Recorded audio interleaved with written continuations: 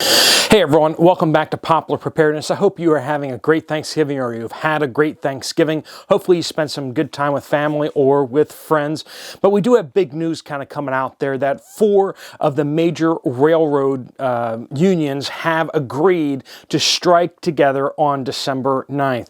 All the other railroad unions have agreed not to break their strike. They will not cross union strike picket lines. They will not move any rail inside the United States starting December 9th. Now, you may see that and say, well, there's plenty of time for them to come to some sort of agreement before December 9th. However, what we do need to remind you of is that rail starts to stop 7 days before the strike actually happens. So we're looking actually at December 1st or December 2nd, we're going to start seeing rail cars stop moving.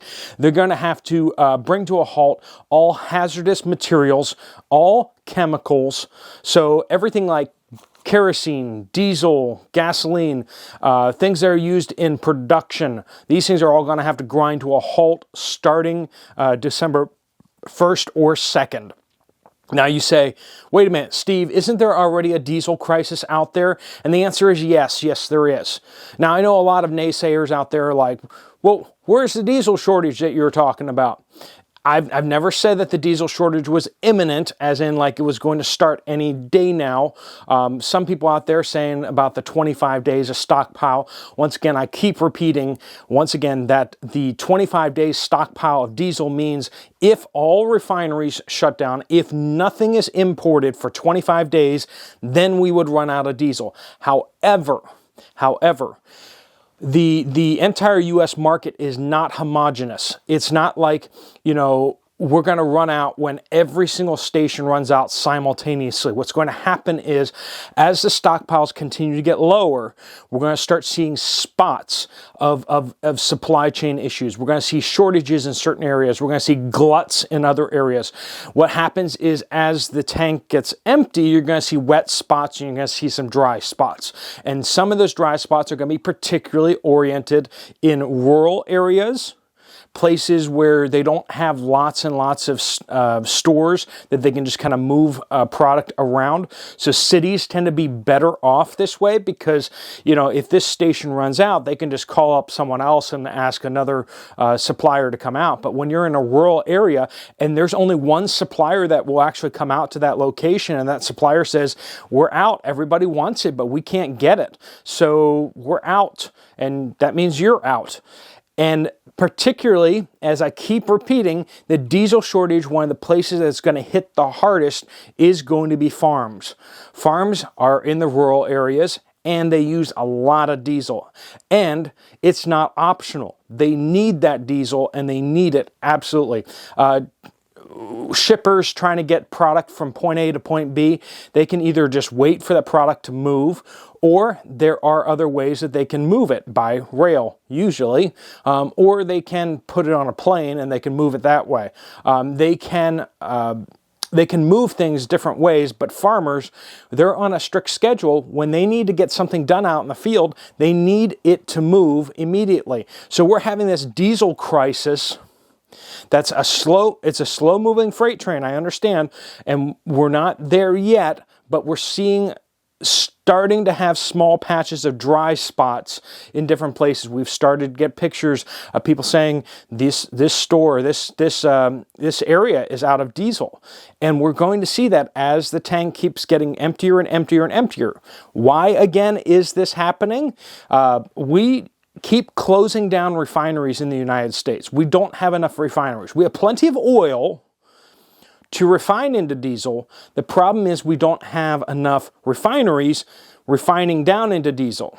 So when we have those hurricanes come through and they just kind of shut down some of the refineries for maintenance and for safety's sake, that put us behind the 8 ball more. It's like every time we have an outage, every time we have an issue, it just brings down our stockpiles lower and lower. And now we're looking at this massive railroad strike.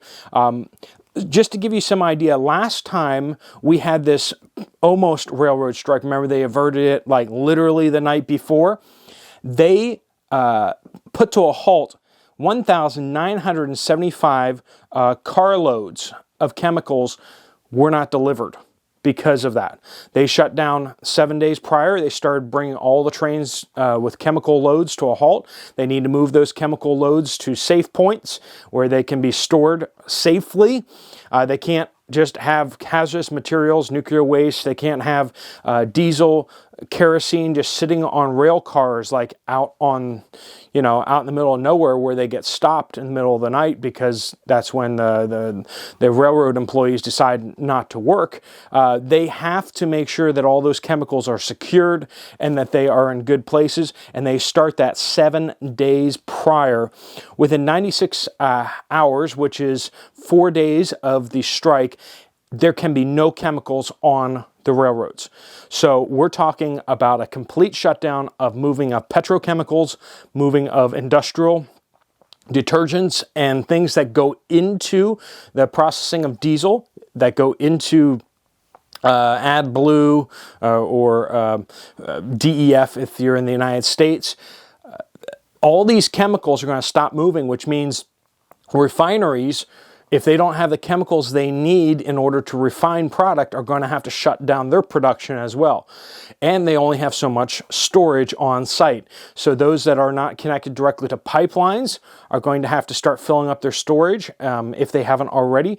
And there's only so much that can go in there. And we're not talking about like all the storages are not connected necessarily. So some storages can overtop, and then the refiner's going to have to shut down until they can get that product off site. So we're seeing that this is potentially going to cause our diesel crisis to get worse. And like I said, as that tank empties, we're going to start seeing more and more dry spots all over the place. It's going to be harder and harder for them to kind of move diesel around to where it needs to go. If they pump too much going this direction up that pipeline, then they can't send it over here to these people who desperately need it. And they say, well, it's already been sent. Sorry, we don't have any more.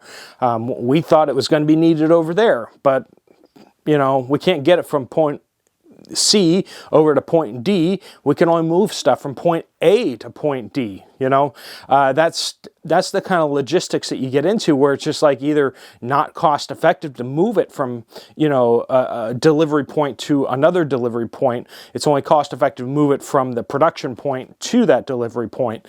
And the production is getting all these demands from all these different places, and the production point's going to be like, we just don't have enough for everybody. We're going to have to ration you. We're going to have to start cutting how much each person gets. And when you take the railroads offline, that's a lot of how they move a lot of diesel around from point to point where they desperately need it. So we're going to see issues developing over the next couple weeks. If this strike is not averted, we're going to see massive crisis out there. Basically, the estimates are that if the railroads shut down, it will be about a $2 billion hit to the industry every day. Basically, if it shuts down for a week, that we would lose about 1% of the United States GDP. 1% of the United States GDP for 1 week shutdown. A partial week shutdown leading up to strike, of course, is a nightmare of epic proportions, as it is trying to secure all the chemical loads and trying to divert all those chemical loads to safe points to store, and then trying to store them and guard them and make sure that no one's messing with them while they're parked is a big deal, and no estimates on exactly how much that costs.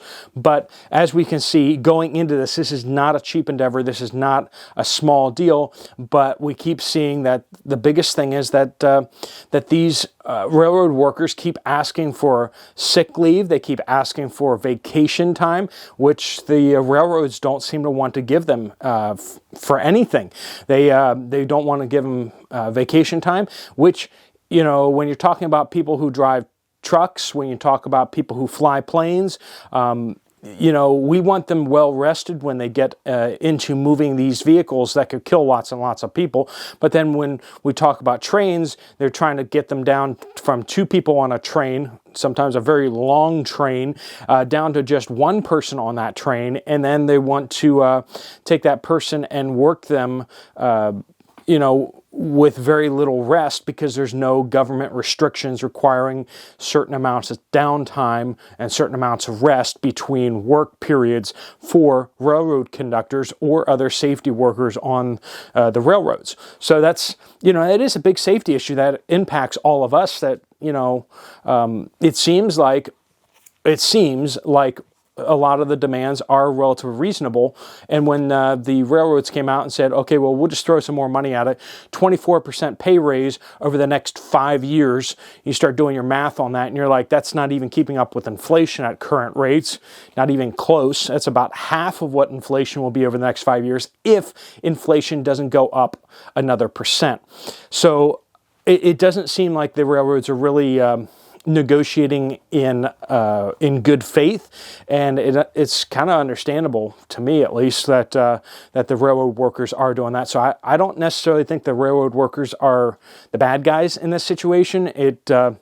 It seems like, if anything, it's the railroads that are the bad guys in this. So if you guys have information on the railroad strikes, inside information that you're allowed to share, or inside information that you're not allowed to share that you'd like to share and anonymously, you can always email those things to me at poplarpreparedness@gmail.com, or you can always pop things down in the comments down below. Make sure you use the word update in there so I can find those a little easier. But thanks so much for watching. If you like this video, you might want to check out this other video from me right here. I'll see you over there, or I'll see you later. Happy Thanksgiving. God bless you all.